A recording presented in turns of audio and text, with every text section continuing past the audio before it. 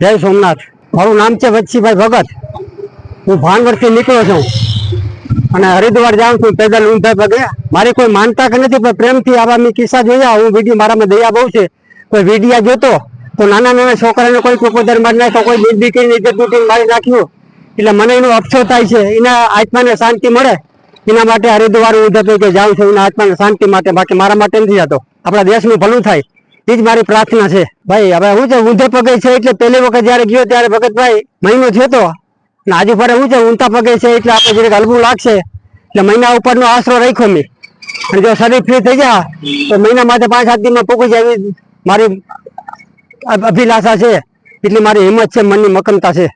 સાંજ સમાચાર ફેસબુક પેજને લાઇક કરો, વિડીયો શેર કરો અને વધુ વિગતવાર સમાચાર માટે sanssamachar.net વિઝિટ કરો।